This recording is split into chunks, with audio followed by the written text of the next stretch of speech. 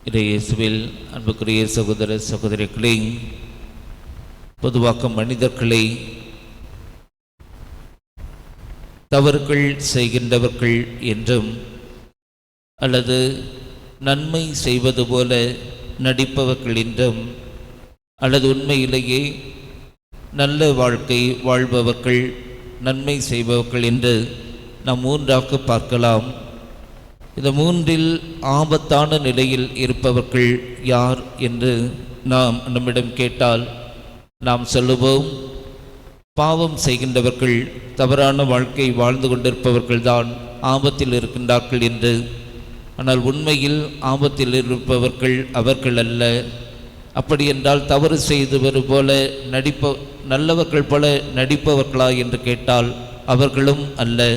மாறாக நல்லவர்களாக வாழ்ந்து கொண்டிருப்பவர்களே ஆபத்தான நிலையில் இருக்கின்றார்கள் என்று இன்றைய நற்செய்தியின் வழியாக ஆண்டவர் கூறுகின்றார்.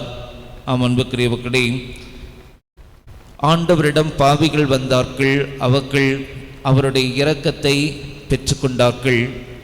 ஆனால் அவரிடம் நேர்மையாளர்களாக இருந்த பரிசேயர்கள் வந்தார்கள், ஆனால் அவருடைய இரக்கத்தை ஒருபோதும் அவர்கள் கண்டுகொள்ளவில்லை.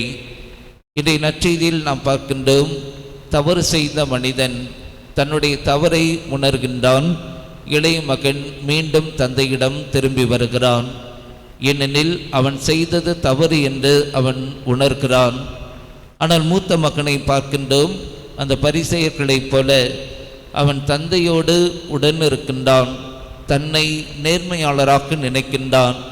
இந்த சமூகம் வகுத்து கொடுத்த செயல்பாடுகளை செய்துவிட்டால் தான் நேர்மையாளர் என்ற மனநிலையில் தந்தையோடு உடனிருப்பதால் அவன் தன்னை நேர்மையாளராக நினைத்து கொள்கின்றான். அவன் தந்தையிடமிருந்து ஒரு ஆட்டுக்குட்டியை கூட அவன் வாங்கியதில்லை என்று அவன் இன்றைய நற்செய்தியில் சொல்லுவதை பார்க்கிறோம். ஆக அவனை பொறுத்தவரை தந்தைக்கு நான் எந்த தொந்தரவும் கொடுக்கவில்லை, அவரோடு உடன் இருக்கின்றேன், எனவே நான் நேர்மையாளர் என்று தன்னையே நேர்மையாளராக நினைத்து கொண்டான். ஆனால் உண்மையில் அவன் நேர்மையாளராக இருக்கின்றானா என்று கேட்டால் இல்லை என்று நாம் சொல்லுகின்றோம்.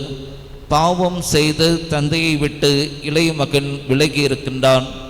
ஆனால் இவனோ உள்ளத்திலே தன் தந்தைக்கும் தனக்கும் இடையே இருக்கின்ற உறவு என்பது ஒரு எஜமான் அவருடைய கூலியால் இவர்களுக்கிடையே இருக்கின்ற ஒரு உறவை போலதான் அவன் தன்னுடைய தந்தையை பார்க்கின்றான்.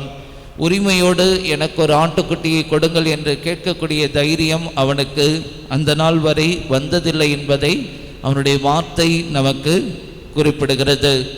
ஆக அவனை பொறுத்தவரை என்றாவது ஒரு நாள் இந்த சொத்துக்கள் அனைத்தும் இனி என்னிடம் வந்துவிடும், அது எனக்கு ஆதாயம் கிடைக்கும் என்ற ஒரு மனநிலையில்தான் தந்தையோடு இருக்கின்றானே ஒழிய அவன் தன்னுடைய தந்தையின் மீது கொண்டிருக்கின்ற பாசத்தினாலோ அன்பினாலோ உடன் இருக்கவில்லை. ஆக இன்றைய நாளில் தீய வாழ்க்கை வாழ்கின்றவர்கள் உள்ளத்தில் அவர்களுக்கு தெரியும், நான் தீய வாழ்க்கை வாழ்ந்து கொண்டிருக்கின்றேன் என்று. அவர்கள் என்று வேண்டுமானாலும் ஆண்டவரிடம் திரும்பி வரலாம். அதே நிலையில்தான் நல்லவர்கள் போல் நடிப்பவர்களும் இருக்கின்றார்கள். எப்போது அவர்கள் வெளியே நல்லவர்களாக காட்டிக்கொண்டாலும் உள்ளத்தில் அவர்களுடைய அந்த தவறுகள் அவர்களுக்கு குற்ற உணர்வை கொடுத்து கொண்டே இருக்கும். அவை என்றும் அவர்களுடைய உள்ளத்தில் ஒரு உறுத்தல் இருக்கும். தங்களுடைய வேண்டுதல் நிறைவேறவில்லை என்றால், நான் சிறு வயதில் செய்த இந்த பாவம்தான் எனக்கு இன்று இதை தரவில்லையோ என்ற அந்த ஒரு கலக்கம் அவர்கள் உள்ளத்தில் இருக்கும்.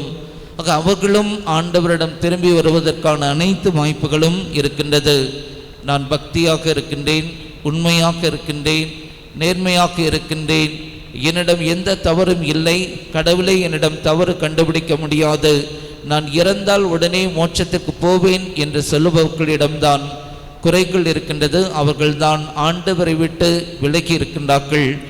நான் என்ற அந்த அகந்தையை ஆண்டவரிடமிருந்து அவர்களை பிரித்து விடுகின்றது. இன்னும் யோவான் தன்னுடைய முதல் திருமுகத்தில் முதல் அதிகாரத்தில் 8வது இறைவார்த்தையில் நம்மிடம் பாவம் இல்லை என்று சொன்னால் நாம் பொய்யராவோம் என்றும் உண்மை நம்மிடம் இருக்காது என்றும் குறிப்பிடுகிறார். ஆக நம்மிடம் குறைகள் இருப்பதை ஏற்றுக்கொள்ளாமல் தன்னை நேர்மையாளராக காட்டினால் அவர்கள் இறை இரக்கத்தை பெற தகுதியற்றவர்கள் என்பதைத்தான் இன்றைய நற்செய்தியின் வழியாக ஆண்டவர் நமக்கு உரைக்கின்றார்.